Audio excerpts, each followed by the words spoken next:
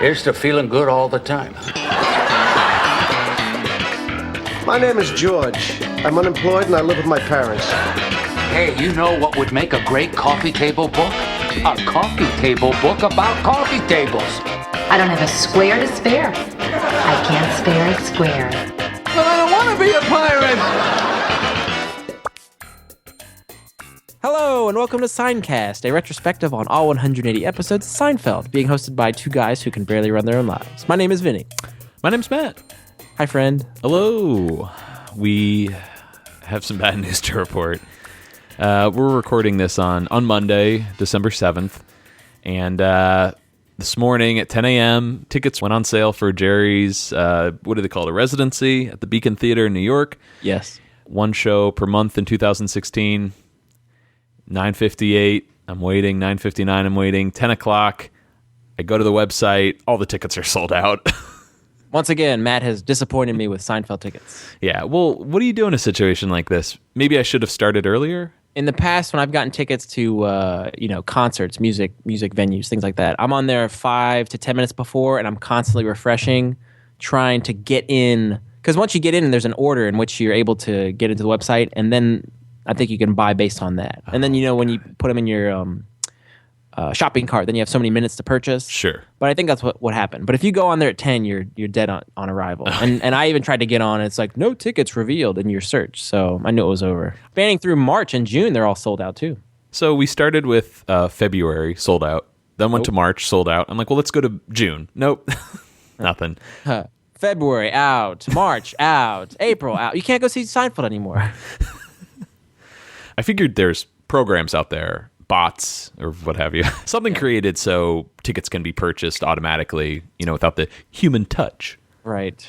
And unfortunately, we're going to see them on StubHub and all these other sites that tend to overprice the tickets. So, fortunately, though, we have seen Seinfeld before, so I'm disappointed. I'm not upset that we can't go. It would have been nice if we got to go, but I'm not going to lose sleep over the fact that we can't go. Yeah. Well, maybe something will turn up. Maybe he'll extend the performances into the second half of 2016.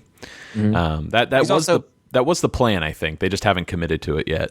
He's also famous for always adding a second night to his sets. So that'll be a 7:30 and a 9:30. That's what happened to us back at MSU when I remember. Yeah, when we missed the first one, and oh my God, there's a second show. It's funny. You were saying you need to get on there a little early. Mm-hmm. I did refresh the Fandango website 2 hours early for the Force Awakens tickets. So. And those tickets you got, I see. Yeah. Funny how that works out. Yeah.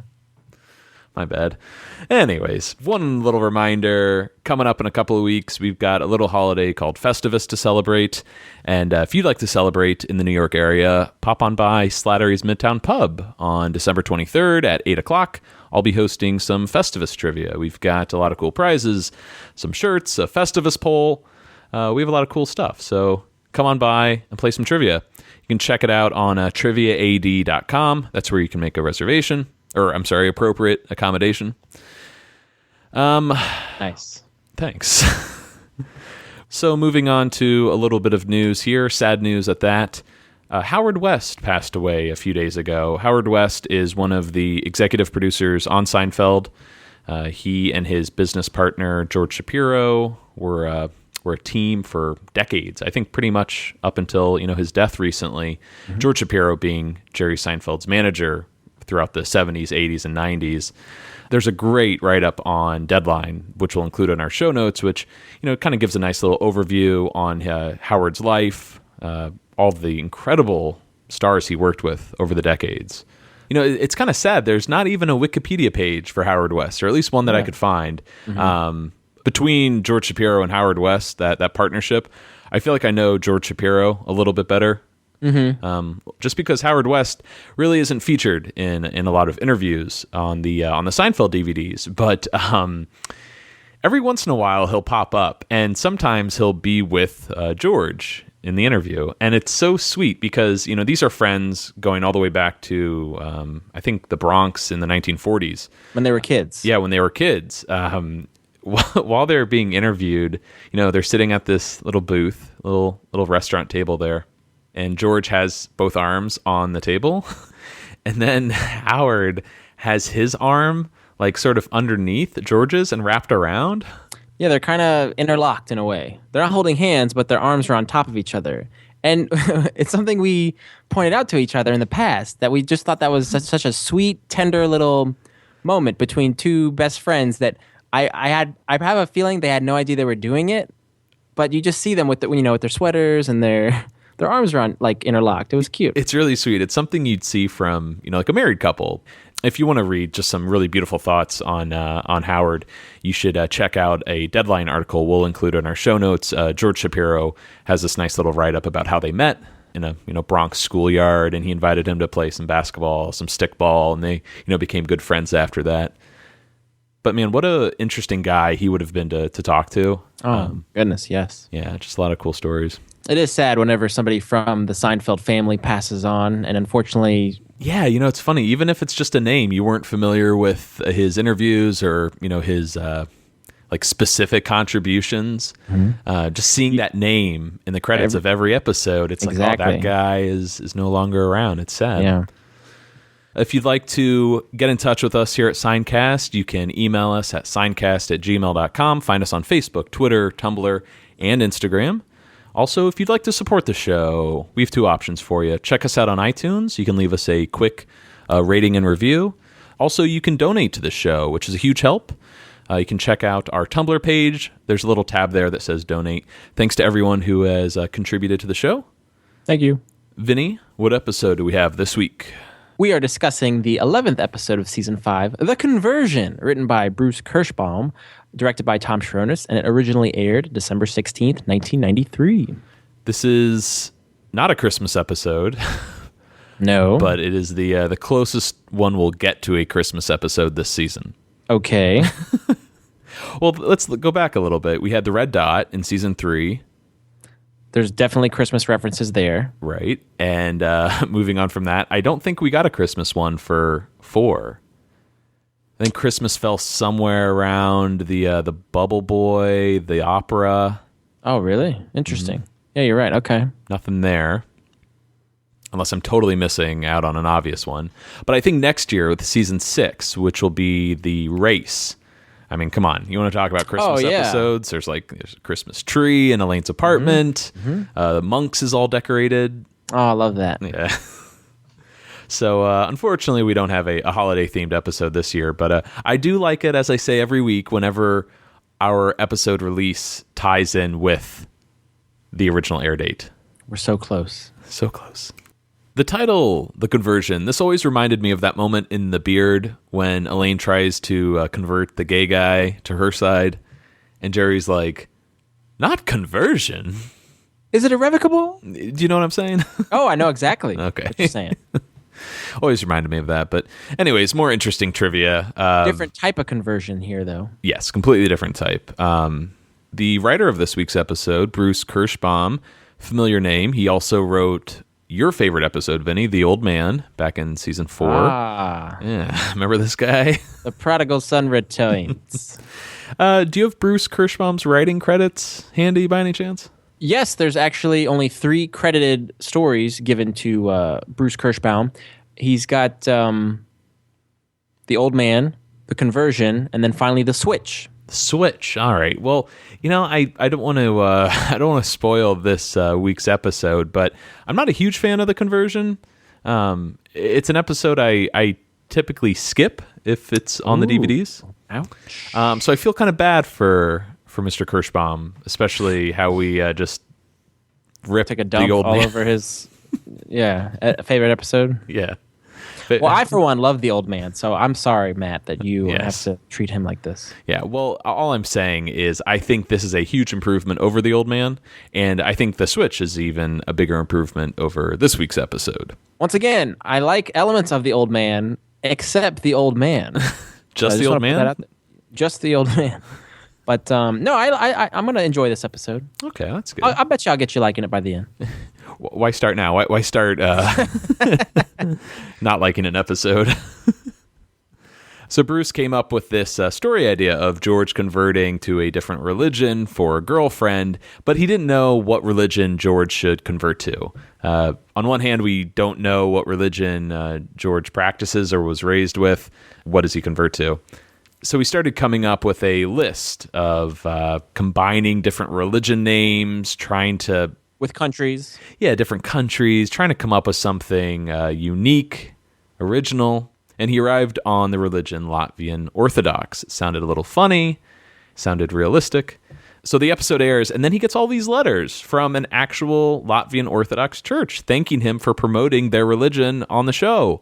No complaints whatsoever. They were purely praising him for making, popular society aware of this little tiny religion. Right. So who would have guessed, I guess, that you can just pick two different religions, combine them, and boom, there you go.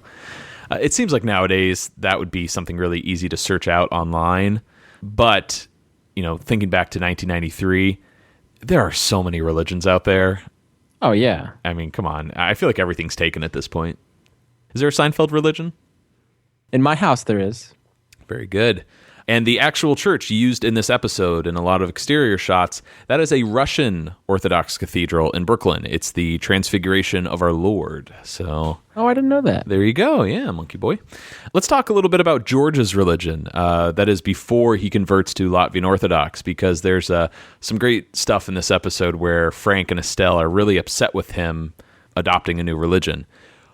Have we speculated before of what we thought George's religion was? It's come up before. It's sort of a question for the ages because it's never really confirmed. We know that Frank, of course, likes to celebrate Festivus, but and he sold religious artifacts of Jesus. Right. We don't know if it's Jesus, do we? I thought they were Jesus. I think he says you were selling your religious tchotchkes. Oh, I seem to remember like a red felt Jesus somewhere. A red felt Jesus. Yeah. I could be wrong. Are you thinking of the statue? Oh, no. No, on the mantle? Well, Jason and Alexander even wondered while they were filming Seinfeld what religion George was. Specifically, was George Jewish? And Jason said, he wasn't in my own mind until they cast his parents 3.5 seasons in. Estelle Harris played George's mother, and she can't be anything but Jewish. So I thought his folks must have had a mixed marriage, and you can make up your own mind as to how they raised George. Mm-hmm. So there's an idea. It's funny you mentioned that about Estelle Harris, because she actually commented on that too when she was cast as George's mother. She said, when I first came on board, I wondered the same thing. I asked Larry David, well, is she Jewish or not? And David replied by saying, what do you care? And she saw where Larry was right. I actually really like the way she said that. She said, I saw where Larry was right. That this way, without identifying, everyone can relate to the woman. And it's true. We all can relate to Estelle, George's mother, despite her being Jewish or Catholic or whatever she is. Religion only comes up through Jerry on the show, wouldn't you say? Yes. That he is Jewish. Because we have no idea about Kramer or Elaine's or George's religion for that matter. You can probably piece together little clues along the way and come up with an interesting theory, kind of like how Jason put it. But there's just something about Estelle Harris and Jerry Stiller saying, well, he's obviously Jewish. But a point that people would argue is that Costanza, that's an Italian name.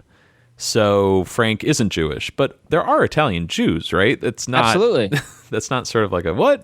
Yeah, even in The Curb, it's a story that Larry makes up, but he says his father was a Jewish Italian fisherman. Remember? Oh, there you go. I don't remember that.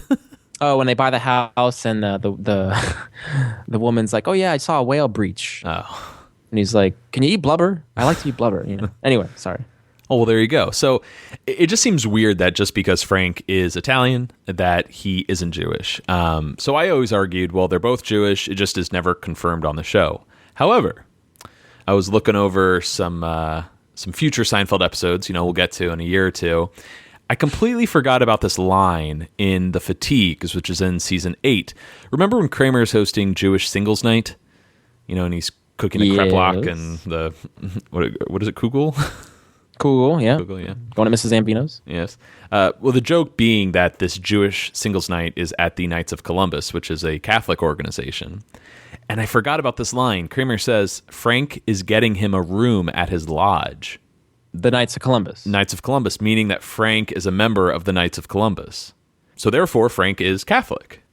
And that's how I always kind of like pictured it in my mind, was that Frank was Catholic, Estelle was Jewish, and George came from a mixed faith marriage, and he was kind of raised with either out religion or elements of both. Right. I mean, there's nothing about George that screams religion one way or the other. You could argue that like the Jewish culture has really been embedded in him.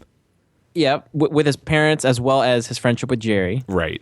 But by no means was he raised religious. And if anything, he was raised non-denominational with Frank's Festivus holiday. They also ask George, I thought you believed in God. I do for the bad things. Yeah. So he's probably, even if he is raised with a hint of religion, he's probably not practicing. Of course. So there you go. Frank's Catholic, Stell's Jewish, and we can put that one to bed. One last bit of trivia before we move on. This episode was filmed in late November 1993.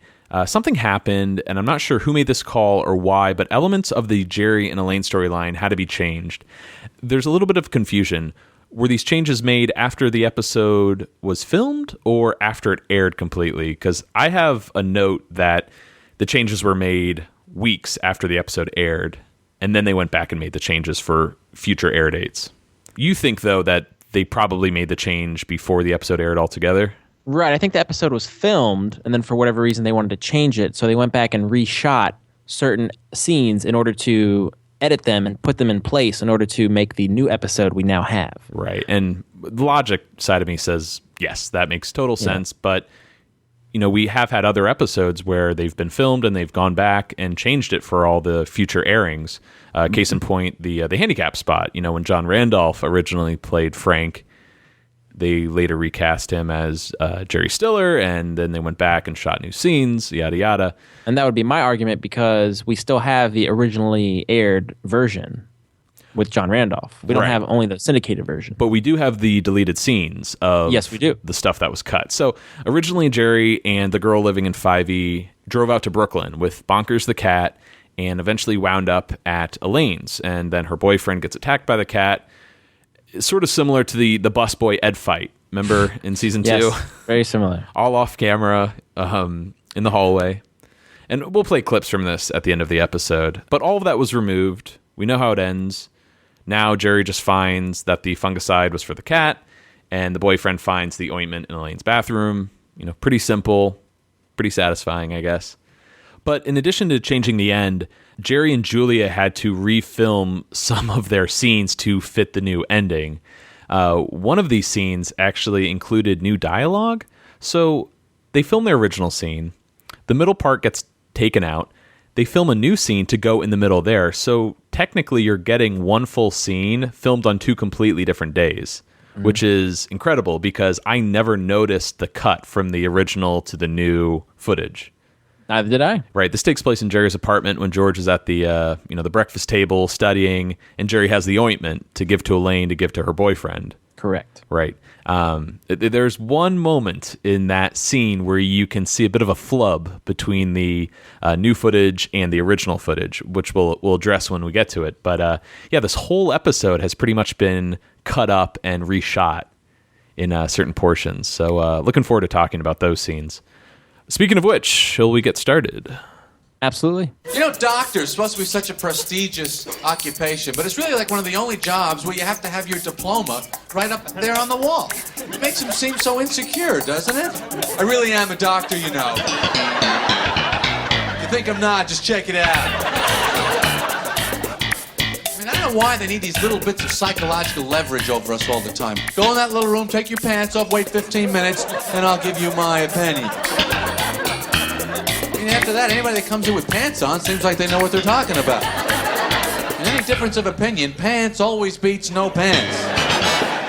I seem to recall Jerry doing a bit about the barber's license being displayed on the wall and why that would even be there. Yeah, that was just a couple of weeks ago. That seemed very fresh in my mind. And then he's saying, it's one of the few jobs where you have to have your diploma on the wall. But you got dentists, pharmacists, lawyers, vets. I don't know. For some reason, I'm nitpicking, but I think a lot of professions have their license or diploma on the wall. Do you have a license when you're at the pharmacy? You have to display it conspicuously. Not my diploma, but my pharmacist license. Yes. Does that stay there permanently? Because you do rotate to different pharmacies, So right? I have to carry a little mini one with me. But when you're a staff at a store, you have to have it prominently displayed on the wall. Wow. Has anyone asked to see your license? Not yet. You just whip it out. Boom. Yeah. There you go. Who do I make that to? I do love that little part at the end. Just the idea. Anyone that comes in wearing pants seems like they know what they're talking about. In any difference of opinion, pants always beats no pants. Oh, pants always beats out no pants. Well, you're so vulnerable when you're sitting there on that butcher paper. Yep. You know. You don't, yeah. Speaking of which, you're referencing the extended cut of this bit on I'm Telling You for the Last Time, Jerry's stand-up album, which we haven't talked about in a while. But he does a 3-minute, 24-second bit on doctors. So pick it up. On Dockers? I said doctors. Cotton Dockers. So, first scene of the episode, we're at a very familiar restaurant. And I'm so sorry for the pronunciation. Le Boîte en Bois. Sure. Oh, one of our listeners did reach out and ask why I pronounced Baton Rouge Did last you? week. Yeah. Uh-huh. Well, isn't Baton Rouge French? Yeah. Was it Okay. a Cajun Quarter, right? No? Well, first of all, I might be totally wrong, but that was We're a ignorant. reference to Strangers with Candy, a TV show from the 90s. A deep pull probably did not make sense to anyone, so apologies for that. But anyways, now this restaurant I always thought was in the theater district, like in the 40s, around 9th Ave, Hell's Kitchen area, but in fact it's up on 68th Street. Near Broadway, near the movie theater we always go to, where we saw B-Movie. Oh. Lincoln Center 13 with Full IMAX. circle. Magnificent facilities. Yes, we need to go to this restaurant at some point. I'd like that. I mainly say that because this restaurant, I think, is featured the most next to Monk's, wouldn't you say? Ooh, that's hard to tally up. But what do you got? Well, it first appears in The Wallet and the Watch. This is where Jerry goes out to eat with his parents and Leo. He meets Naomi, the waitress, there. Then we see it again in The Mango. This is where Karen has the risotto. Oh, the risotto broth. In fact, I think George and his girlfriend are sitting in the same booth where Karen had the risotto. Interesting. Looks similar. It's George's go-to date place. Yeah. Well, we'll see it again in The Sponge. This is when George, Susan, Jerry, and Lena of the AIDS charity walk, when they go out to eat. Mm-hmm. And then we'll see it again in The Strike, when Jerry takes out Gwen the Two-Face. And there's that memorable scene when he runs into Watley in the lobby. And when Watley sees Gwen, he just does the... Yes. Yeah. Exactly. It's a good one. But anyways, popular restaurant. I don't think there's a restaurant featured as much as this in Seinfeld, other than Monk's, of course. What about Hunan's on 5th? That could be a close second, actually. You're right. One of the most popular ones, though, that's for sure. There we go. Not showing off, right in that meaty part of the curve. Yep, not falling behind. So George and his girlfriend are out to eat. Does she have a name, by the way?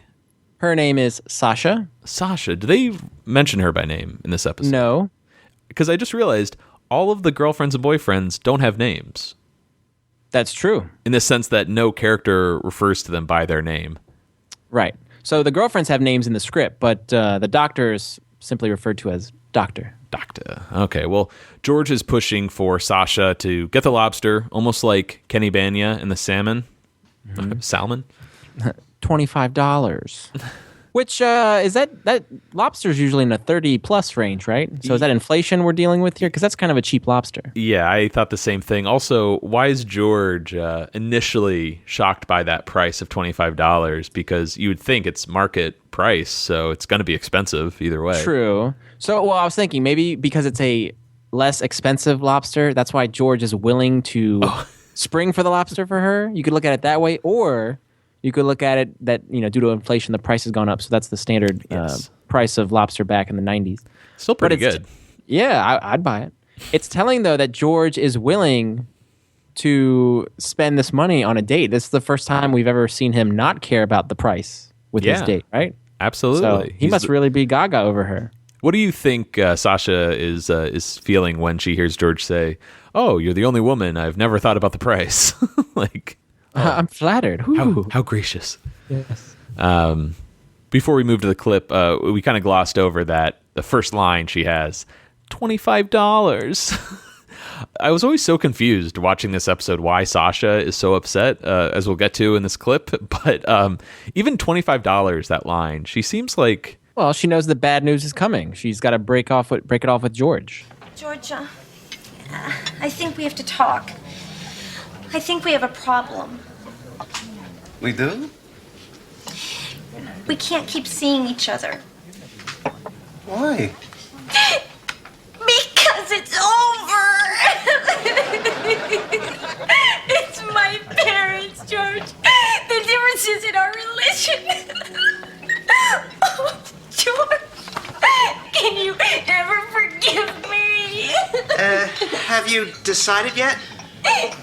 Yes, I'll have the lobster. Poor bastard.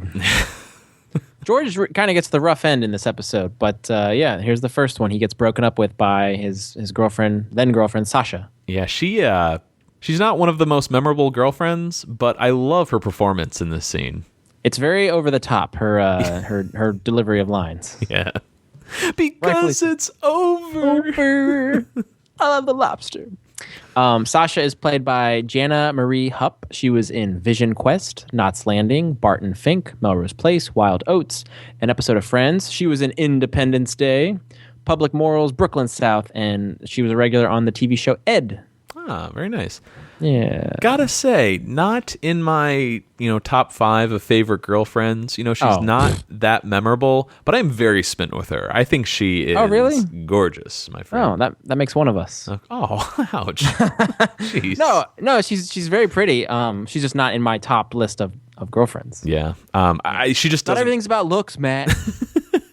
She doesn't crack that top 10 list only because there's not much to... She doesn't have much to work with in this episode. In fact, she just bookends it. You're right. That's all she does. Nah, man, I don't feel any heat from that name. Well, moving on to Jerry's apartment. Oh, I also got the waiter. Have you decided yet? He's played by actor Randy Brenner. He was in an episode of My Name is Earl. He was in a SpongeBob episode. And hey, he was in the TV movie Geppetto, piggybacking off of last week. Coach, Night Court, and the movie Tap. Well, that's very interesting. He had a killer line there. Have you decided yet?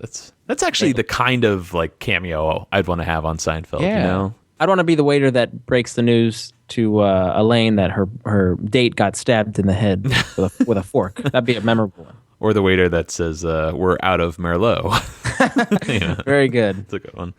Anyways, we're over at Jerry's apartment. Jerry and Elaine are walking down the hall. Love these shots. There's that wide shot again you love. It's good. Good stuff. Elaine's telling him about this guy she met. She told him how she runs, and then he put his hand on her heart.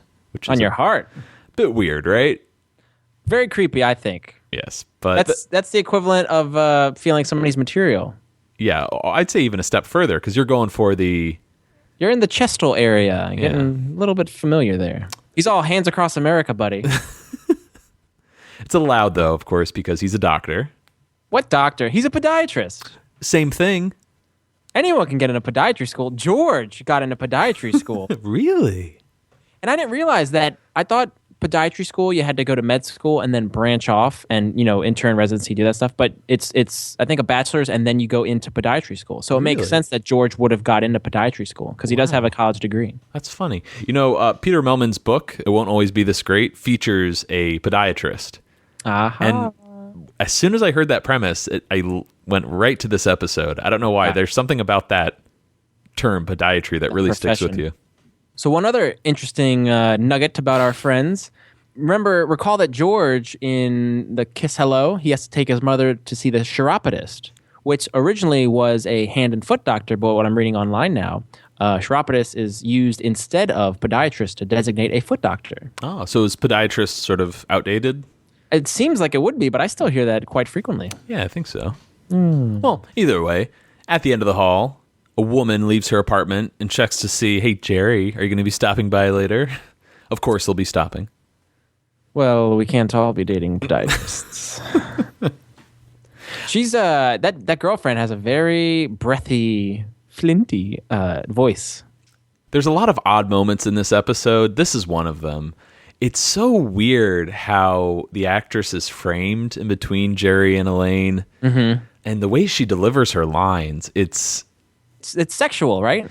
Yeah, well, I mean, we can talk about their relationship later on because I'm not really sure what it's all about. But yeah, there's something about her performance as what's the character name? Tawny. Tawny. Tawny. Tawny the neighbor. There's something about her that just never clicked with me in this episode. She feels very out of place. Even more so in the deleted scenes, which I'm kind of glad they cut. Mm-hmm. But those as well kind of speak to what we're talking about. Tawny is played by actress Kimberly Campbell. This was her first acting credit with Seinfeld. Huh. She's also been in a Beverly Hills 90210 episode. She was on Jag. And then I think her biggest role was probably in Memento. That was her last acting credit. Really? She's credited as Blonde. She is the prostitute. That I love that movie, and I did not realize that was her at all. Mind blown. That's incredible. Yeah, she has to put all of his wife's belongings, scatter them around the hotel room. That's incredible. Wow. Okay, I feel bad. I like her a little bit more now because it's a pretty stop the show. She has one line in Memento, but still, the fact that she nailed it there. Feel bad for criticizing her performance in this episode, but anyways, a jury unlocks the door and finds George laying on the couch, distraught. How'd he get in? Kramer. What's that? Lobster. Looks like a swan. Oh man, I wish more restaurants would pack their leftovers in foil as different animals. Yeah. I think it'd be a really cool advertising campaign for a restaurant. And instead of having busboys, you have a guy or girl in the back. Their sole job is to package up leftovers and choose a different animal. That's their only job? I'm going to go noodle with this. I've never gotten the lobster or the animal shape leftovers. Nor have I. But I'd really like to once. I think it's cool looking. It seems like a waste of foil, right? Yeah. Okay. She says we can't go out anymore. Why? Because I'm not Latvian Orthodox. Her parents won't let her get involved with anyone who isn't Latvian Orthodox. Latvian Orthodox? Ooh, it is lobster. Ooh. She's limiting herself to Latvian Orthodox? It's too bad. I know. This was the only woman I never lied to. Well, it's not entirely true. Oh, whatever. This is delicious. Succulent. She knew I didn't have a job. She knew I lived at home. Didn't seem to bother her. I think I could have married this woman. Why don't you just ask her parents? I can't. I met them. They're devout. In the cab on the way over here, I actually thought about converting. To Latvian Orthodox? Why not? What do I care? It's not like changing toothpaste. I think it would be romantic. Really? Yeah, it's like Edward VIII abdicating the throne to marry Mrs. Simpson. Oh. Like King Edward. Like King Edward, Jerry. Yeah, well, King Edward didn't live in Queens with Frank and Estelle Costanza. You know what? I could probably do this. What's the difference? George, I was just kidding around. Oh, I wouldn't even have to tell her. I could surprise her. George, I wasn't serious. How hard could it be? You make a little contribution, you have a ceremony. I am gonna think about this. I am really gonna think about this. I guess this one is my fault. Oh, yeah. So kind of a long clip there, but we pretty much got the gist of this week's episode. Mm-hmm. George converting to Latvian Orthodox.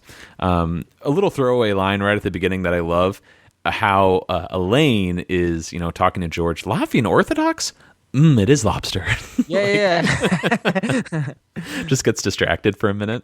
And it's also kind of a cute little thing how, George, who paid $25 for this lobster, he has no objection. Maybe he's too depressed, but he has no objection to his friends, the two of them getting together, huddling around this expensive foil and eating the lobster. I think that's kind of a cute little moment. Absolutely. And you actually see a weird jump cut there because Julia and Jerry got their forks caught on each other during one take. And Julia ended up saying the wrong line, and a nice blooper ensues as a result. This was the only woman I never lied to. Well, that's not entirely true. Why don't you just talk to her parents? Because that's not the right line.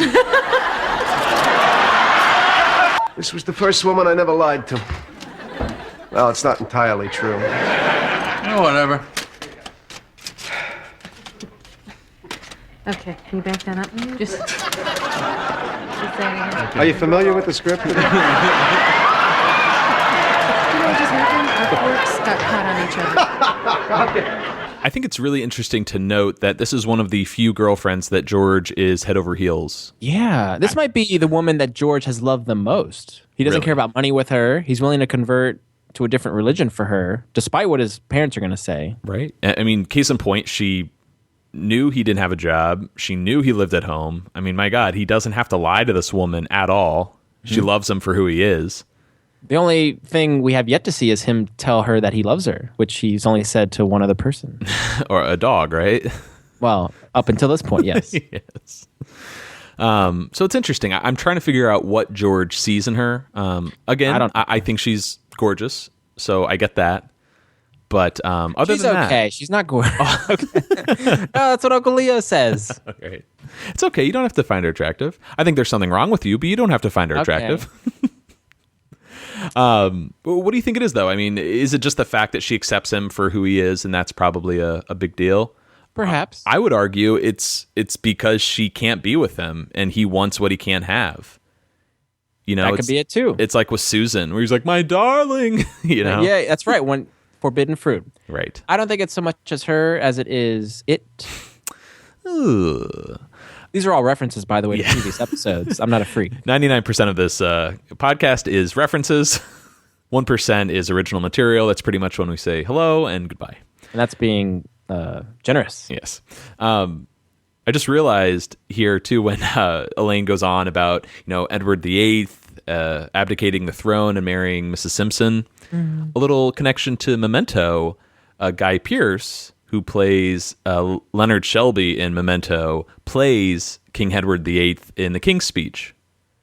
Wow. So does that's 3 degrees there. Yeah. So there's something there, right? That's impressive. All right. That's a sweet story, the Edward VIII abdicating the throne. I had no idea that was in this previous century. Mm-hmm. Yeah. I thought that, when I hear Edward VIII, I'm thinking, way back. But that was in the 30s and 40s, right? Yeah, come on. King Edward, Vinny. I think that is a fun way to end a scene with Elaine being the reason that George goes on this rant of converting. Right, and just admitting, this one's my fault. Mm-hmm. Yeah. So we move over to another apartment in the building, specifically apartment 5E. Wait a second. Wait a second. Is there a portly gentleman behind that door? There damn well should be. Right, 5E is typically Newman's apartment. Now, we haven't seen Newman's apartment yet in the series, so obviously they didn't know, what they were doing here by giving her 5E. But how do you want to retcon this? So my guess is Newman had a different room in the building somewhere, and for whatever reason, whether he had fleas or his place was overflowing with mail bags, that he had to move to a different location in the building somewhere on, and that location being 5E. Right. Well, we'll know later in the episode that this girl, Tawny, is subletting from a woman named Carol, who we haven't met. I don't think we ever meet a woman named Carol who lives in Jerry's building. Yeah. Well, the only Carol we've heard up until this point is Carol of Mike and Carol. The baby. You got to see the baby. So they live in the Hamptons, so they live elsewhere. They're also friends with Elaine. I was hoping that we would see a Carol at some point in the series, so we could kind of put a face with a name. And I was hoping in the Kiss Hello maybe we'd see it, because Kramer's idea is to put all the pictures on the wall of all the neighbors. Isn't this nice? That's true.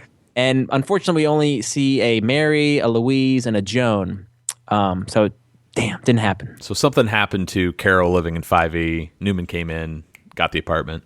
It's over for Carol. Now, there's a Carol in the phone message, George's girlfriend, but I doubt she lives down the hall. There's a girlfriend I'd like to talk about. So, Jerry's really going to town on this turkey, and So, I'm gonna stop you right there. We've heard in interviews, both I think from Jerry and other cast members, that he was always uncomfortable during the kissing scenes. And if you watch closely, it looks like he's a little uncomfortable here, because he seems to be pulling back with each kiss. I find. Another scene that has always made me really uncomfortable. It is so obvious that he is not into this. I think at least. He's giving the pullback. Not only that, but that lip smacking. You know what I mean? Yeah. It's so irritating and loud, and it's not him. Why didn't he tell her to stop? Could you stop that smacking?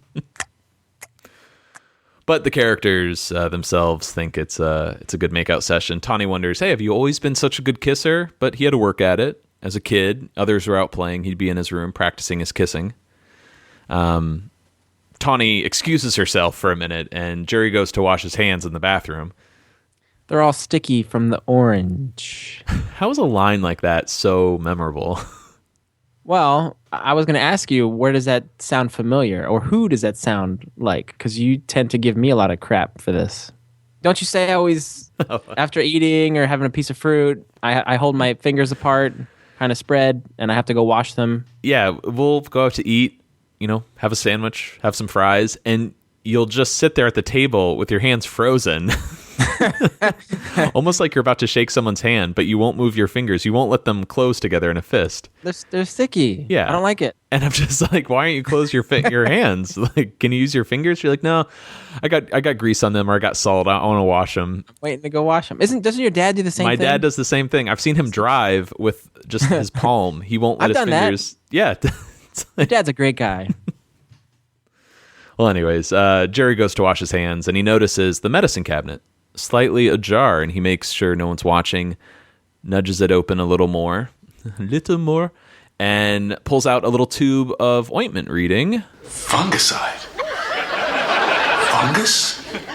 Now, it's important here to visualize the scene here, because this plays into the end of the episode. You see that shot of Jerry looking into the mirror, and he's perplexed at what he just saw. Right. A little callback at the end of the episode. And you also hear Jerry's voiceover. Yes. Where do you fall on the ethics of medicine cabinets in other people's houses? Oh, I am. Well, we're about to get into it at Monk's, but I think Jerry is completely in the wrong here, and I actually do not condone his behavior at all, nor Kramer's, as we'll learn. Yeah, probably a bad thing to admit on a podcast. You're a nudger. You nudge, don't you? In case it incriminates me. But yeah, if the medicine cabinet's open a little bit, I'll look in. See what's going on in there. Not good. I'm a bad man. Next scene, we're at Monk's, and Jerry's explaining the whole fungicide cream to the group. Wonders what Tawny could have. Fungus. Again, with food in the mouth. Michael loves delivering lines. Well, damn it. He delivers 3 amazing ones in this scene alone. Mm-hmm. Here we go, Vinny. Elaine criticizes Jerry for snooping around in the medicine cabinet, but Jerry defends himself. He only nudged it a little. He did not snoop. He did not break the seal. He totally was snooping. Yeah, he was snooping. Is there a difference between opening it a little and looking versus taking something out, or is it the same level of snooping? I think the difference would be whether you open the door or it's already ajar and you peek, but I think peeking and picking up is the same. Really? I would say. Okay. You're still getting the same information. Well, Kramer, like me, always looks in people's medicine cabinets. Elaine would trust people, of course, not to do that. Big mistake. Jerry just wants Elaine to ask her podiatrist boyfriend about the cream since he deals with fungus. He's knee-deep in funguses. Fungi. What? Fungi. That look at the end when Michael is just, 6 inches from Jerry's face? Mm-hmm. And they're staring at each other? Yeah, they share this moment, like they know the scene's over and how funny it just was, and they're just trying to keep it together, but they can't do it. Yeah, I like the fact that they just decided to leave that in, let it breathe a little. That's part of the genius of this show, and I think why so many people respond to it, and they really like all these characters / actors is because they seem to be really enjoying it. Mm-hmm. Here's a great example. I feel like typically they try to cut around Jerry laughing. Oh, I wish they would. You can just see that mouth curl up. Mm-hmm. Anytime you see the shoulders bob up and down, it's always fun. Well, now we're over at the Latvian Orthodox Church, and George is doing his lying thing. Why do you want to accept the Latvian Orthodox faith? In this age of uncertainty and confusion, a man begins to ask himself certain questions. How can one even begin to put into words something so, Enigmatic? Vast? No, not vast. Well, whatever it is, basically, you like the religion. Yes. Is there one aspect of the faith you find particularly attractive? I think the hats. The hat conveys that solemn religious look you want in a faith. Very pious. Are you familiar with Orthodox theology? Well, perhaps not to the extent that you are, but but I know the basic plot. Yeah. Plot? Yes, you know the flood and the lepers and the commandments and all that. Well, it's obvious you are sincere in your desire. Oh yes, I am, Father. Incredibly sincere. So, am I in? Now, does that noise that George made at the end of that clip, does that seem somewhat Cremanian or Cremerican, however you'd like to pronounce it? What do you mean? It's of a Michael Richards type delivery. It's in Michael Richards' wheelhouse, you're saying? Exactly. Like, I think Jason was able to kind of channel his inner Michael there. Mm-hmm. He's pretty arrogant in this scene. Oh, yeah, he is. You know what I mean? Maybe he's just getting some of that, that it's the cocky side of George coming out. It's kind of disgusting because George is very charming with these two fathers, these two priests, but he's really just only looking out for him right now. This whole scene reminds me of, the meeting with hospital administrator Sweedler. Yep. What's her name? Unemployment office.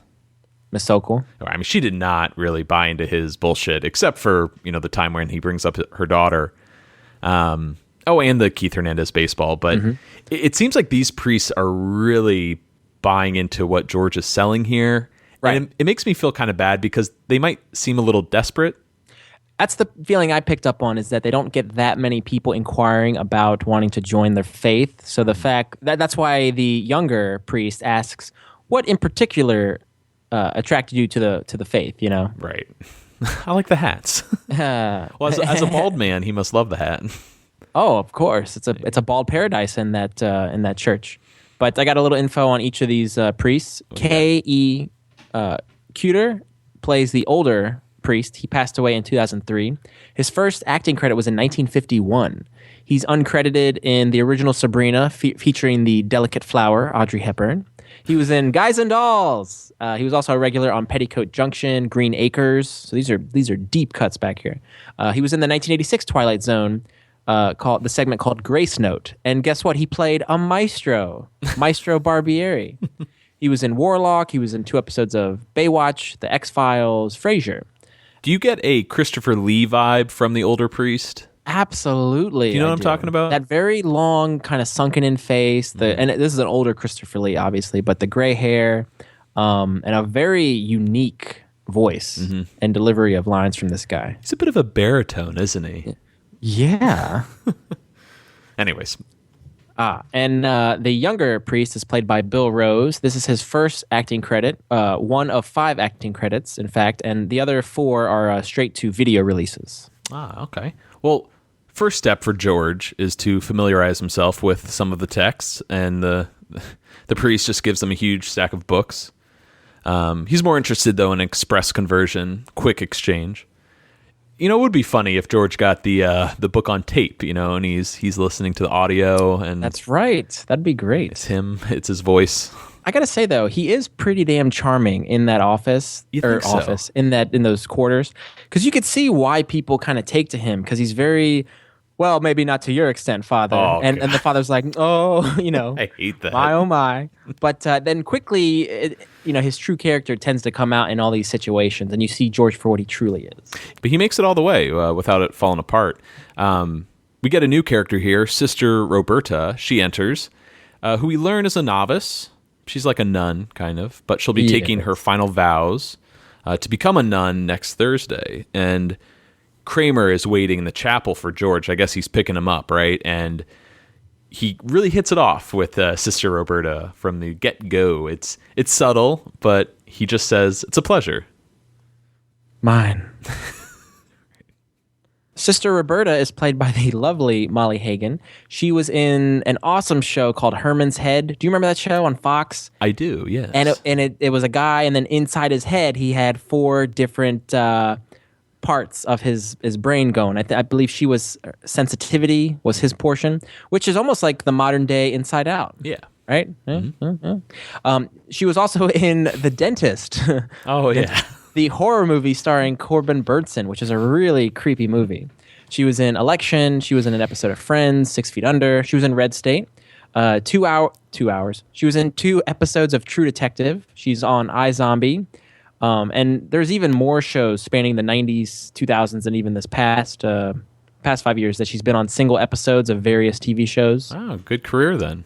A very established actress. Another little bit of trivia is that Kristen Davis, a.k.a. the toothbrush in the toilet bowl, Jenna, also auditioned for the role of Sister Roberta. Fortunately, she didn't get it, but she did come back in season 8's The Pothole. Right. And then again in Buttershave. That's true. Picks up Kenny Bania. It's funny. I could actually see Kristen Davis, with that habit on, just her face poking through. Totally fits. I think also with her role on Sex and the City being more of the conservative out of the bunch, it seems like she would be the best fit to play a nice nun. Right. I mentioned Lena in The Sponge earlier. She kind of has that quality about her. Yes. She's too good. Well, moving on to Jerry's apartment. George is telling Jerry how easy this conversion's going to be. All he has to do is read a few books, memorize a few prayers, and he's in the club. By Christmas Day, he will be Brother Costanza.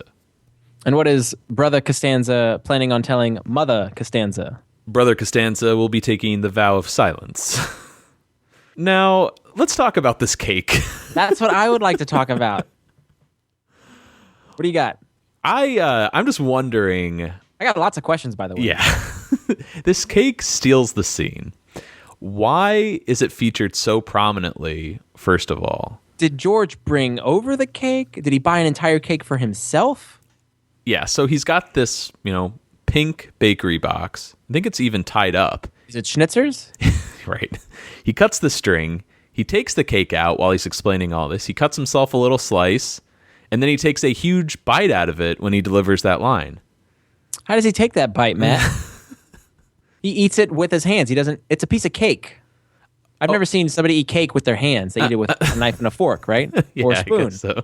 So he eats. Let's run down George's eating habits. He eats this cake with his fingers and his hands. He eats peanut butter with his disgusting index finger. He gets ice cream sundaes all over his face. He shovels spaghetti into his mouth and eats ravenously that bread. It won't be until a later season that we see him learn some class and eat his Snickers bar with a knife and a fork. So it takes him a while. Good but point. it really does stand out, this cake in the scene, doesn't it? It really does. There's the episode when Elaine realizes that Putty is religious, and he orders devil's food cake. Oh, yes. At Monk's, and I thought there was something going on in this scene because it's it's a dark chocolate.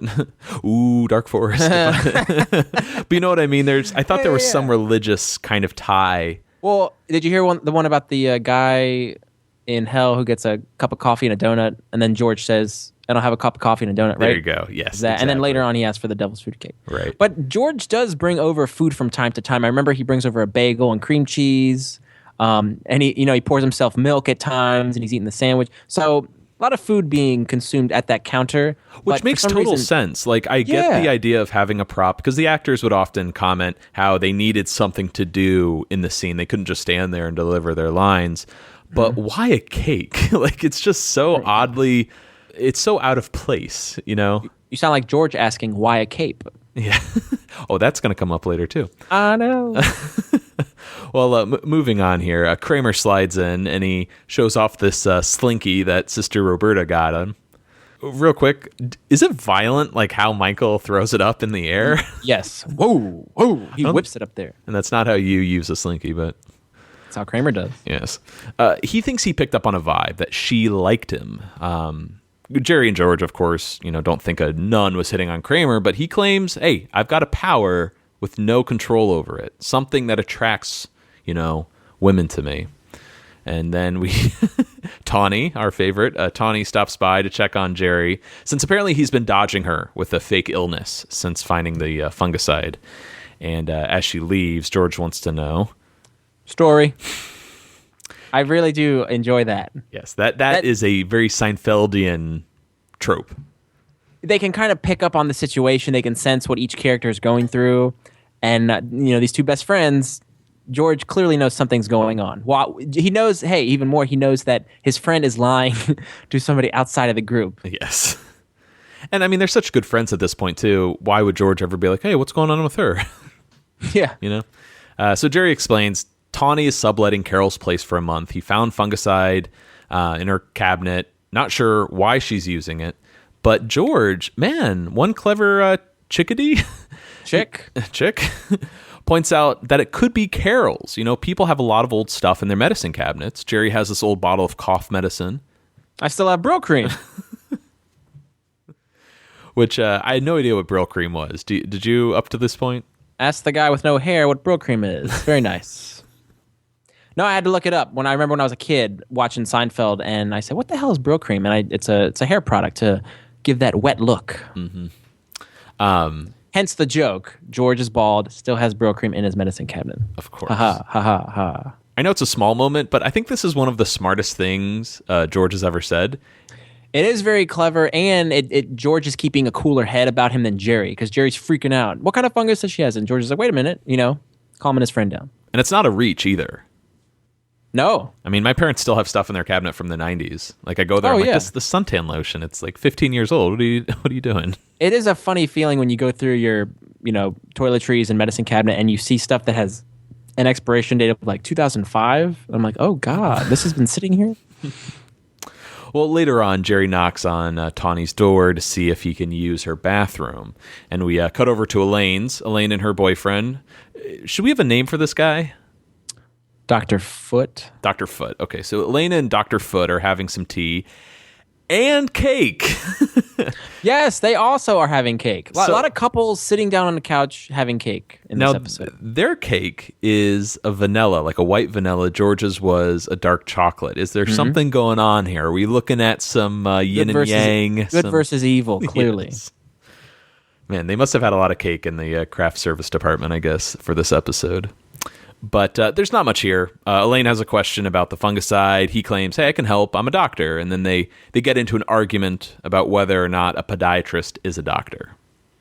I had this question, but we get it answered later. Do you think Elaine would have said anything if it weren't for Jerry? No, she would not have. Right. Jerry clearly is the, I will say, devil on her shoulder, whispering in this.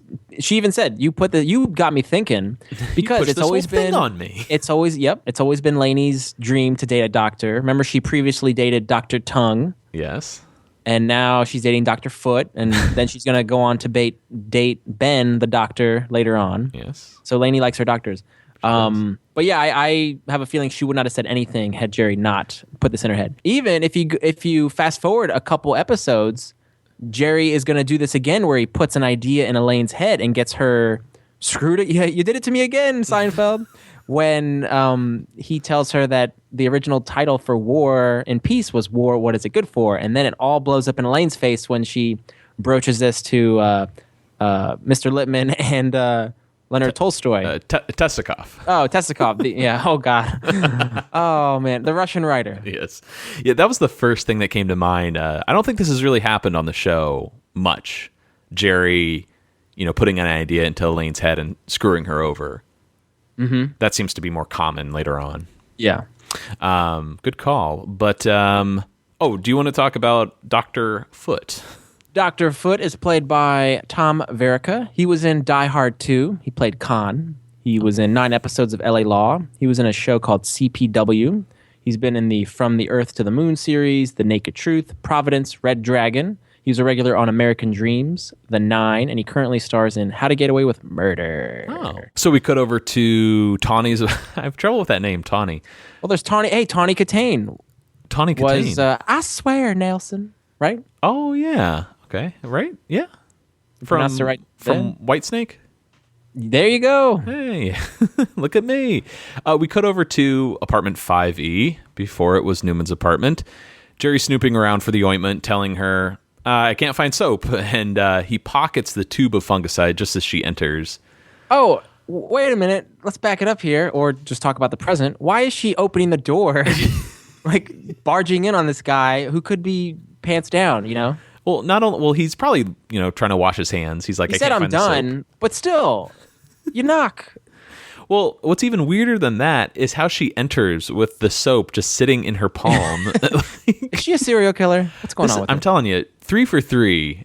I'm very uncomfortable with this character. Mm-hmm. Something's up. Yeah, something's missing, all right. We're over at the Costanzas, and a great parallel here as George is using his parents' bathroom, however, as a study space. And, Back-to-back bathroom scenes where a character is being accosted by another character. Yeah, Frank and Estelle knocking on the door, probably very similar to George's teenage years. It makes sense why George would be in the bathroom, though, because he doesn't want his parents to see what he's doing. And if I know the Costanzas, I would imagine that George's bedroom does not have a lock on it, right? That's why he's going into the bathroom, because that's probably one of the only doors in the house with a lock on it. That's true, yeah. I mean, he's got that stack of books. It would be the equivalent of his mother walking in on him reading Glamour, right? Yeah. Mm-hmm. And then we cut over to Kramer's. A lot of people answering doors here as we cut over to Kramer's apartment. And he's surprised to find Sister Roberta outside, who offers another toy she thought he'd like. What an interesting way to court Kramer by giving him toys. Again, I guess this is supposed to be funny. I find it very odd. I'm very uncomfortable with this scene. Well, I mean, she's...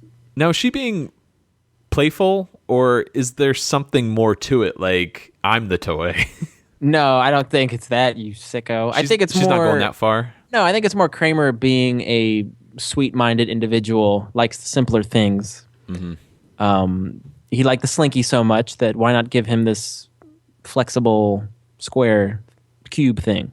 But why deliver it to his apartment? I mean, you don't think that Kramer and Sister Roberta hook up at any point in this episode, right? No. Just she has this this desire to be near him.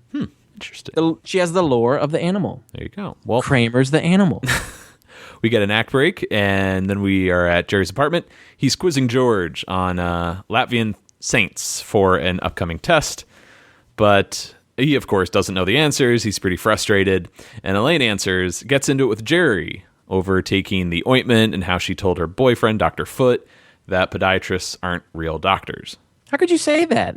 That's your fault. You just got me thinking. I was merely speaking extemporaneously.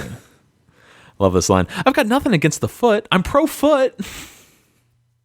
So here is the moment, which is pretty hard to sell on an audio podcast. But if you watch the scene, I think it's the line Jerry delivers, "Me too," or maybe it's Elaine's "I'm pro-foot." It's one of those two. Mm-hmm. That's where the actors came back and filmed new dialogue for this scene to fit the new ending. And it's really obvious because if you look how Jerry is blocked, he's covering only a small portion of Elaine's shoulder, and in the new footage, he's covering a lot more of it. So you can just see little tweaks there, and you would never notice it if it hadn't been pointed out to you. It was really clever blocking to begin with because Jerry is blocking George the entire scene. So it kind of worked out for them. They didn't need Jason Alexander to come back to film the new dialogue. Jerry's blocking him the whole time anyways. So the dialogue that they exchange is Jerry thinking Elaine should just call Dr. Foote and apologize. And as she walks off, actually heads to his bedroom, I think, to make the phone call, he drops the ointment in her bag. And right up until that point, that is the new footage. And then we return to the old footage. And there's a bit of a blooper here as we transition from the ointment drop to... You can clearly see in the next shot, Jerry still has the ointment in his hand. The very ointment he just threw into Elaine's bag. And you never noticed this before, right?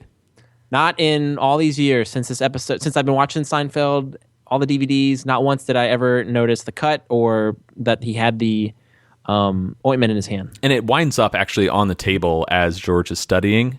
Oh. So you can see it there too. But yeah, once again, it's a pretty seamless cut between the old and the new footage. You really never would have noticed. Perhaps there was a second tube. But as Elaine, goes to the bedroom to call, Jerry catches George writing out apostles' names on his hand. Can't help but think of crib notes. You've got crib notes? Well, it was a hard move. It was a lot of apostles. Again, I like these are character traits. George cheats on exams and he cheats in sex. Absolutely. And the K-Man enters. I told you. What? I told you she liked me. Who? Sister Roberta. How do you know? She told me. She says she's never had a man stir up all these feelings inside of her. She's questioning her faith. She's thinking of leaving the church. Wow. Oh, right. This power. Look what I'm doing. I'm dangerous, Jerry. I'm very, very dangerous.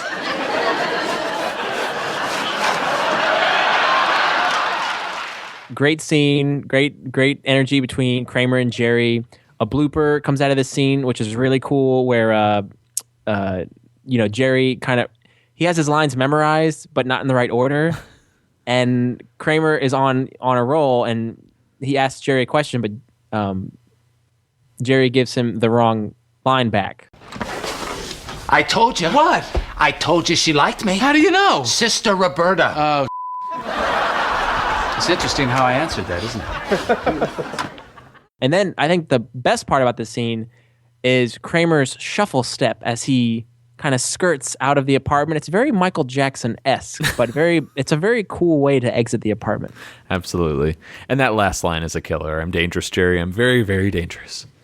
The scene originally ended with Kramer exiting and then Jerry turning to Elaine and saying, they lose Roberta, they get George. Tough trade for the Latvians. And that was the moment when Jerry would drop the tube of fungicide in her purse. Correct. So ultimately, Jerry would always give Elaine that fungicide. I don't know why I'm obsessing over this. You really are. I just think it's fascinating because I never catch these little cuts. But this is the point where he would have given her the fungicide, hence why he still has it. So he still gave it to her, but now you got to wonder, why did they change it to begin with? I think because Elaine was never going to leave the scene to call Dr. Foote. Okay. I believe that's why. So we move over to the Latvian church, and we get one of these setups where the priest says, "Oh, I'm very surprised at the results. They were impressive." It's a little switcheroo. George must truly be filled with the Spirit of the Lord. Oh, I'm full of it, Father. And while he says that line, George kind of open palms his hand so you can see a little bit of the writing, his crib notes on the palm of his hand. I never noticed that. Yeah, and there was supposed to be there actually is deleted footage where the father notices ink on George's hand, and George responds by saying, "It's just a list of things for me to do today. Pick up laundry, work at the soup kitchen, give blood, that sort of thing." Oh, that's great. I like that. Mm-hmm. Yeah, that would have been fun to keep in. Well, the other priest enters, and suddenly the meeting ends. Something has come up. As George leaves, he's confused when he crosses paths with Kramer in the hall. And if you listen closely, you can hear the younger priest mutter to the older priest something in a foreign language. It's da-da-da-da-da-da, Kramer. Oh. It's kind of cool. And I wonder who voiced that. It might be Larry David, but it's hard to tell. Yes, I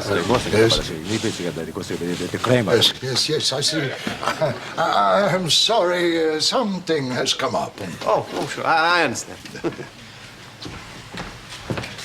Hey! You wanted to see me, Father?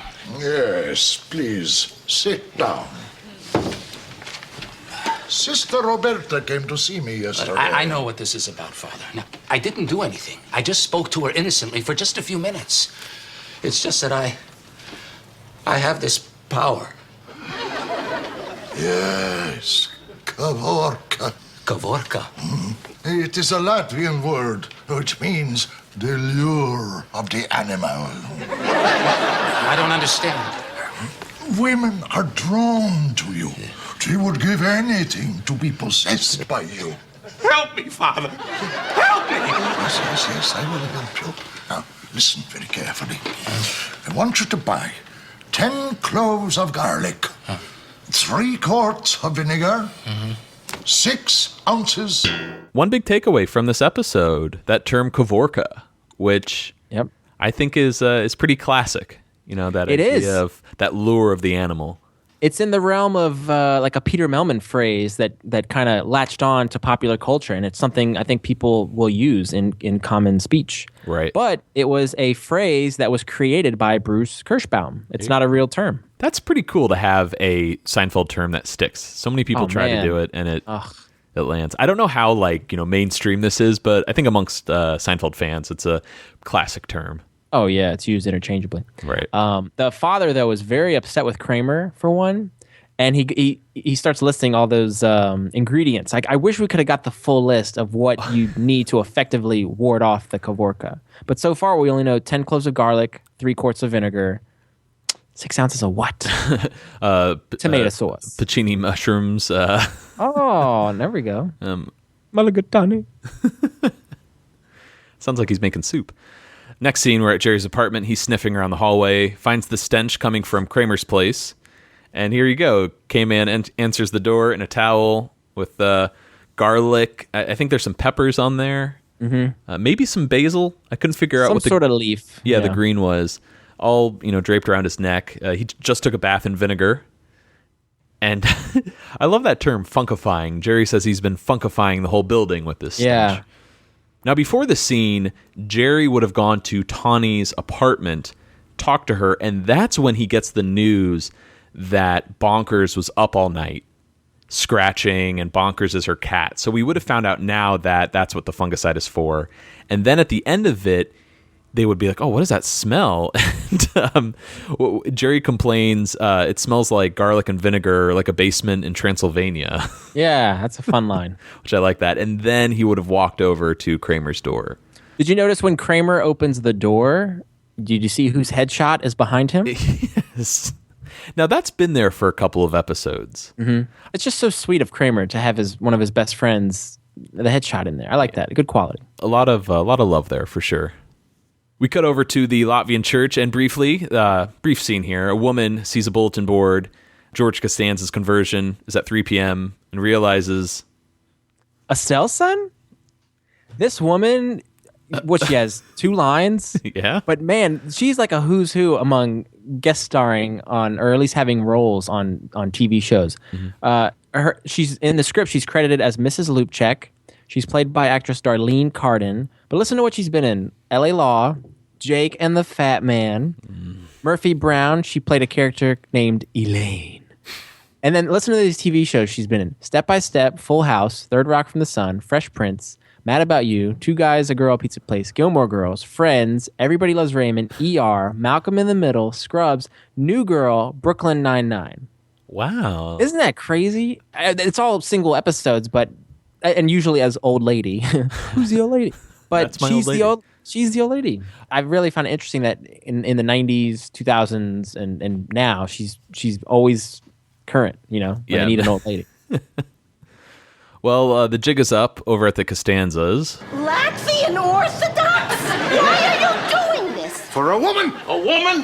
What, are you out of your mind? Why can't you do anything like a normal person? Wait, is this the group that goes around mutilating squirrels? No, it's a regular religion. I'm calling my lawyer. It might not be too late to get out of this. I don't want to get out of it. But George, you don't know what you're saying. You're under their control. What? They brainwashed you? No. You're not performing any rituals in this house? Go back to the psychiatrist, I beg you. And stay away from those squirrels. What is it about Jerry Stiller pronouncing the word squirrels? Squirrels. Well, pronunciation as well as his voice squeaks when he says it. Mm-hmm. And then also, only an Estelle Harris could deliver that Latvian Orthodox line with like a hint of a lisp and her screeching or shrieking tone as well.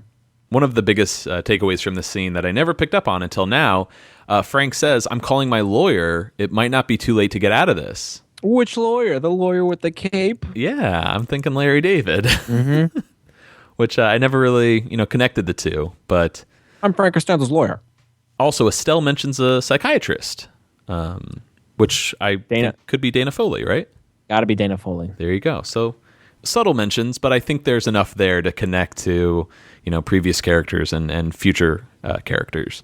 They also mention Latvian Orthodox. Is this the group that goes around mutilating squirrels? Now, I guess George. It's not a facet of the Latvian Orthodox faith, but George ended up going on to mutilate a squirrel in a later episode. Hey, wasn't Elaine mutilated by a squirrel in Christmas Vacation? Yes. I almost said it. What did you almost say? Chevy Chase's Christmas Vacation. Oh, yes. You mean National Lampoons? Yep. And it's it might funny. be National Lampoons, but it'll be Chevy Chase. Watching Christmas Vacation growing up, I always thought the kid who's in Big Bang Theory, what's his name? Johnny Galecki. All right. He always reminded me of a baby George Costanza. He's got the eyes. He looks just like a baby George. Yeah, I don't know. I'm always like, is he related to Jason Alexander? But no. Anyways, we're over at Jerry's apartment. He runs into Tawny in the hall, who barely got any sleep last night. Bonkers was really going crazy. Bonkers? It's her cat. He's got this weird sort of skin condition, some type of fungus, and she couldn't find the medicine. Oh, it's your cat. What? Oh, nothing. So here we go. This scene would have preceded the earlier Kramer scene in the apartment. Love Jerry's delivery there, right? Very fun. Yes. Really laying it on thick. And we move over to the Latvian church as George is getting ready for the conversion. Are you ready, my son? Yes, Father. What did you say? What? I thought you said father. I said Father. I meant father. Just a little bit nervous. Of course. That little bit at the end where he says, I said father, I meant father, just a little bit nervous. Feels very Woody Allen. Yeah. Very nervous. Very nervous, father. That was awful. Anyways, we're over on the street outside of Joe's fruit stand, and Kramer, he tests out the cleansing, the Kavorka cleansing, and stands next to a woman hailing a cab. He gives a little, how you doing? And gets rejected immediately. And he's thrilled. He runs off to catch Sister Roberta before she leaves for the church. I got two things before you continue. Oh, yeah, what do you got? Woman hailing cab is played by Karen Rizzo. She has 4 credits: Death Collector, Seinfeld, The Eddie Files, and 2 episodes of Two Broke Girls. Oh, okay. And then, what's the deal with Kramer wearing a watch? I don't recall him wearing a watch before, or at least we learned later that he doesn't wear a watch. I never picked up on that. He tells time by the sun, right? How close do you get? I can usually tell within a few hours. Right? Yeah, something like that. Yeah. Nice. Nah, I think it's. Oh, when he retires, he buys himself a gold watch. Yeah, not real gold. We cut over to the church, and the ceremony starts. We get a little cuts to Kramer as he's running through the park. That's not Kramer. No, it is in the park scene. Oh, yeah, that's right. I'm sorry. It's similar to the scene in the Puffy Shirt, but if you go back to the pilot, remember when he has that bowel movement where he's backed up and he's running through the park? Yes. That's very similar. I think it's pretty much that same path. Oh, cool. In LA. But then we get that sidewalk scene, which is probably what you're thinking about. Yeah. When he gets out of the subway and it's... The second unit is... they're using an extra... or a stand-in to do Kramer stuff. They shipped Michael Richards' clothes to New York, and a real skinny, gangly fellow is running through the city dressed as Kramer. Gangly man. Again, connection to the pilot as you get those awkward shots. The guy's definitely not tall enough, and the running is very confused. Yeah, he's drunk or it's like a cartoon, and you would hear the. And playing over this is great organ music from the conversion ceremony, what have you, at the church. George kind of looks like an altar boy, dressed all in white, carries that huge candle, spills wine on his robe. I like that they wrote that in. Mm-hmm, that was nice. I feel like they could have done a little bit more with the sequence for some reason. Just George kind of being a fool. But as the priest asks Sister Roberta to offer the final benediction, she announces that she's leaving the religion because she found something better, just as Kramer arrives. And The audience just gasps, whispering, "Oh, it's the Kavorka." I like it. He's almost like this mythical being. A Yeti has been spotted. No! Right. Look away. So we cut over to Elaine's, and Elaine and Dr. Foot have made up. Notice how the blocking, it's the exact same as Jerry and Tawny from the beginning of the episode where they're making out. Pretty hot and heavy, I might add. Yeah. But now Elaine and Dr. Foot. She breaks away from the makeout session just to let him know, hey, I love the foot. Big fan of the foot. How adorable is the pinky toe? Oh. The pinky toe is really cute. I mean, I'm not a big foot guy, but come on. That little thing. It's also the one that goes wee, wee, wee all the way home. Of course. Talking about the foot here, it kind of ties into George's stand-up pitch. Remember that? The big toe being the captain, but sometimes the one next to it is bigger, kind of takes over. There's a power struggle. The coup d'etat. Yeah, there you go. I still think that's good. That's good material. I'll stand by it. Sure. Phone rings, and here we go. It's Jerry letting Elaine know that Tawny's cat has the fungus. It's her cat. So he needs the tube back to give her. And this is just as Dr. Foot opens Elaine's medicine cabinet, and you called it, just like Jerry before freaks out. This time, though, Fungicide? Fungus? So that voice sounds kind of familiar, right? There was a decision to add a voiceover to this scene late in production, and Tom Verica was unavailable at this point. So who do you get when you need a voice, somebody to step up and belt it out? Larry David stepped in and did the voiceover. Right. And that bit of trivia that they decided to add the voiceover later, it seems like it would have been obvious to do the voiceover originally and get him to record it. But I think the reason they didn't is because there was more to this scene. It didn't just end with Dr. Foot saying fungus. You know, I don't think they needed to connect it that clearly with Jerry's moment. Okay. There's a lot more to the scene, and here we get into the alternate ending that we hinted at the beginning of the show. So I think I'm going to play the entire clip here, and it bounces between two scenes. You've got Jerry in the car with Tawny. It's going to cut over to Elaine with Dr. Foot. You're going to hear a lot of the same dialogue, but then it's going to continue after he finds the fungicide. And just imagine the last bit of action taking place in Elaine's doorway. Excuse me. I'll be right back. Oh, where's the bathroom? Oh, it's right down here to the left. I will meet you right back here.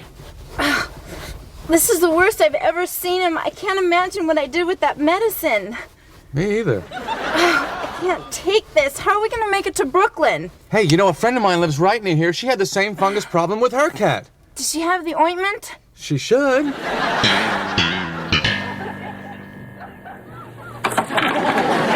Fungicide? Fungus?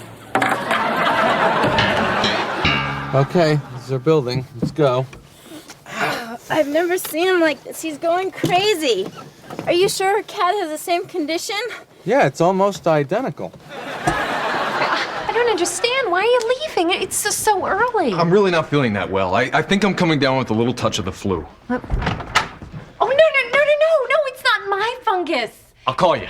Oh, excuse me. You opened my medicine cabinet, you podiatrist. Get this Jerry! off me! It's his fungus cream.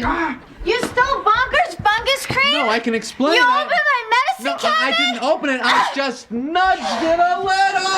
Oh! Help! Somebody call a doctor! It's kind of cool to see a deleted scene like this because the driving scene, it's all blue screen. Yeah. They haven't put the city in yet, but I gotta say, all in all, it feels really messy or just a bit jumbled. I agree. It is the jumble. Yeah, I agree. It doesn't sit right when you're listening to it or watching it. And I do not like, for some reason, the way Tawny is acting in the scene. I don't care for that character. There's something about her in this episode. It just doesn't click with just the show as a whole. Why do you think they cut this ending originally? Like, what's the deal? Could it be that maybe Jerry came off as too bad a guy? I don't think that's ever been an issue with the show, really. You know, that Jerry's being too big a jerk. Well, because the fact that he was holding out this this fungicide, and this cat's scratching all over the place. And she even makes the comment that he's not going to make it all the way until Brooklyn. And Jerry still will not tell her the truth. He still lies about it. He's not going to make it. Like, could you die from a fungus? Not. Maybe I you would got imagine so. If it gets into the bloodstream, Right. But a fungal infection can be treated topically. But then if it gets into the bloodstream, then it needs to be treated with systemic therapy for long periods of time. Oh wow! I think Jerry and Larry were kind of sensitive to animals getting hurt.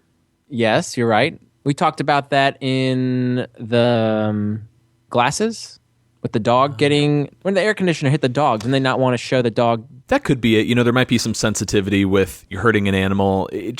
There's something about this scene where it just feels too busy and too complicated. And I think the way they eventually went with, just finding the fungicide in the medicine cabinet, that just is a perfect parallel to Jerry.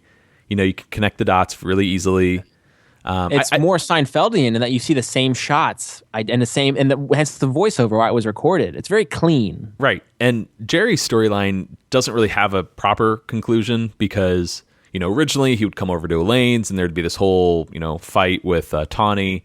You don't know in this final version, did he and Tawny break up when he said, "Oh, it's your cat"? I just think the final version makes a lot more sense. I agree. It's as you said, it's less messy. But interesting, though, to know they had a different version out there. Let's go over to the church, and Sister Roberta is talking with Kramer after the ceremony, realizes she doesn't feel the same way anymore. She decides to return to the church, and before going, lets him know, "You really need a bath. You stink." Yeah. Yeah, he's very happy about that. Well, he got her back on her path where she belongs. Right. That last line, "You stink," that last line, "You stink," reminded me of something, and I couldn't put my finger on it, and that's Susan in the smelly car. She says something like that to George in the video store. By the way, George, you stink. You need to take a bath. Yes, very similar. Anyways, let's move on to a last bit of stand-up. But once you put medicine in your medicine cabinet, you're never using it again. Any medicine you're using is on the sink. It's not really even a medicine cabinet. It's really like an ointment museum, isn't it? It's like, here's a salve from 1983, some cream from the 70s. But you want to keep it private because a medicine cabinet is a place that reveals our weaknesses, and it can really throw off the balance between two people that might be going out. Somebody peeks in there and, "Oh, I see Mr. Perfect needs tough-actin' tenectin."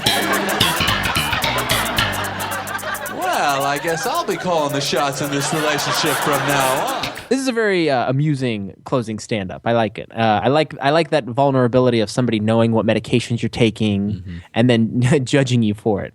Mr. Perfect, I like that idea. I think you should start keeping a lock on your medicine cabinet because when I visit you, Vinny, I'm going through all of it. Really? Yeah. And what's this? A scene following stand-up? How often does this happen? Well, we got it in the barber with George and Tuttle, remember? Or I'm sorry, Penske. But I like this. This is nice, a nice change up, rather than getting a bunch of, filler stand up. Yeah, and it's a fun way to wrap up the George storyline too. You did that for me? Well, I didn't do it for my mother. I'm really flattered. But I just don't feel ready to make a commitment yet. Maybe when I get back from Latvia. Latvia? Yes, I'm going to stay with some relatives there for a year. Isn't it great? Enjoy. Oh, George, you are so sweet. Don't ever change. Mwah.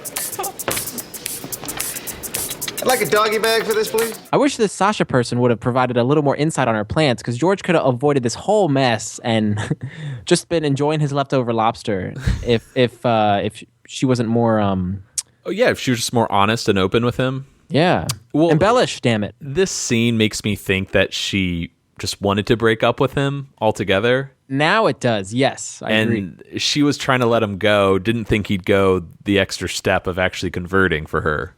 Because she plays it almost too naive. Yeah, like, you're such a good person. Don't ever change. Oh, F that. Maybe we can get back together when I return from Latvia. It's in a year. Very empty. Yes, absolutely. I still love her though. Sasha's. Oh, get out of here.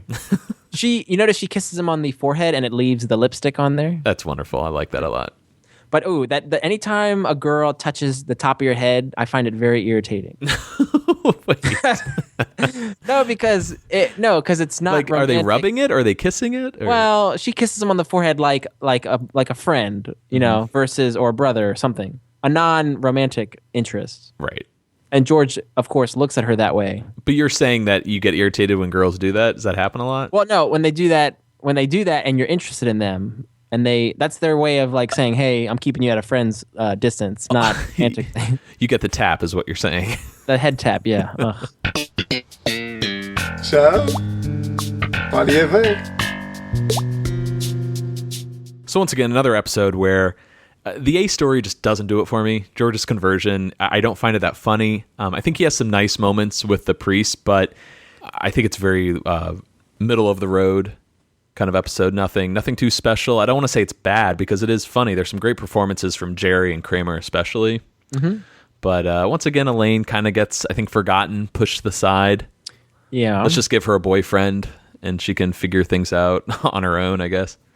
I agree. And again, this episode was redone, so there must have been something going on with it in the final cut that didn't seem right. So they had to go back and reshoot to clean up the storyline. You made the point that it was a little bit messy when we heard the alternate ending, and it does feel that way too. That it didn't quite come together this week, despite good efforts on everybody's part. Yeah, things just sort of happened. You know what I mean? Like George converted, and Kramer, got rid of that Kavorka power.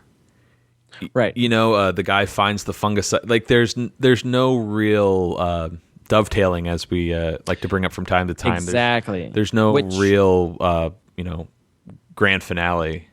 And when the dovetailing happens, it's usually a classic episode. Like that's the litmus right there. Right. I think the best thing to come out of this episode is probably what you just said, that phrase Kavorka, because we do, and it's something that tracks throughout the series is Kramer's hold that he takes over women. They're drawn to him. So it's cool that now we have a name for it. Mm-hmm.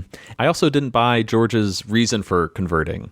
Right. I know they have to get that out into the open initially. It's really the first big scene. He explains why he's doing it, but I don't buy it for whatever reason. It just doesn't seem like something George would do, especially for someone like Sasha that we really don't know that much about.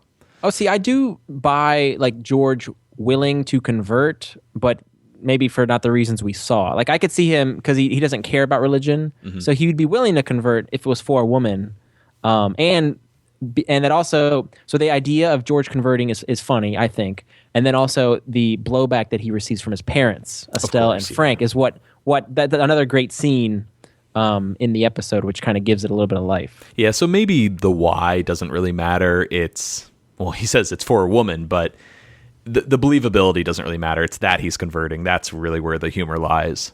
Yes. But I don't know if you feel the same way. Does Kramer and Jerry kind of steal the show this week? Now that you say that, I would agree. Remember the scene in Monks with those 3 wonderful delivered lines by Michael, the big mistake, fungus and fungi, and then Jerry with the power. Yes, like, this power, it's right, and the shuffle explosive. out, and Jerry's, it's your cat, and I still think Jerry's a little bit of a creep in this episode for snooping. Yeah, well, there's something about the girl that Jerry is snooping on that bothers me altogether. Not to mention Dr. Foot, not a very memorable character either. Yeah, well, he doesn't even have a first name. It's true. By the way, it's Foot spelled Foote. Oh, really? For those of you at home. And Sasha, while I think she's gorgeous, not a very memorable character either. Someone who's, just pushed to the end of the episode. She can stay in Latvia. Yeah. So yeah, like as a whole, the guest stars aren't very memorable. Elaine doesn't have a storyline at all, really. I don't think George's storyline is that, solid to begin with. I love the stuff with his parents. I mean, that's fantastic. Yeah. But all in all, yeah, it's just kind of a mediocre Seinfeld episode for me. I still won't, if it's on a really great disc of episodes, so I won't ever, I'll put play all, won't skip it. But I'd agree. This doesn't crack my top 20. It's a fun one to watch, but not one that I would recommend for someone starting off on Seinfeld. Absolutely not. And as a whole, season 5, I don't have all 22 episodes in front of me. I think this is my least favorite episode from this season. Ooh. Nothing else comes to mind. Wow, okay.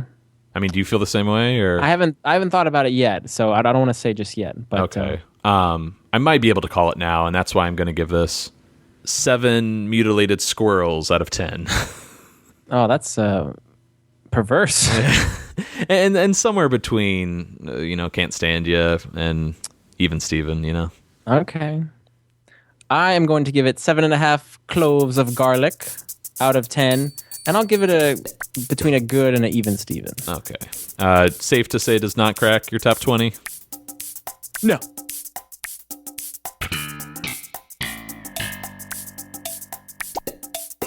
All right, that's going to do it for us here on Seincast this week. Write us an email, seincast@gmail.com. Find us on Facebook, Twitter, Tumblr, Instagram. Vinny, what episode are we discussing mañana?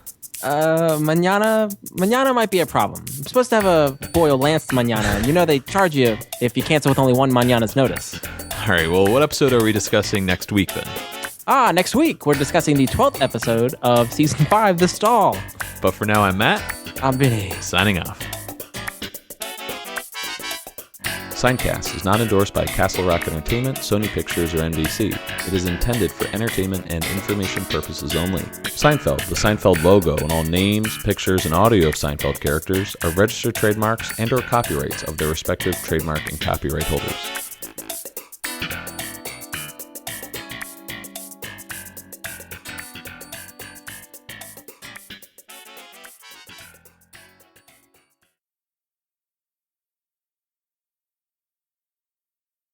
Oh, it's your cat! What? Oh!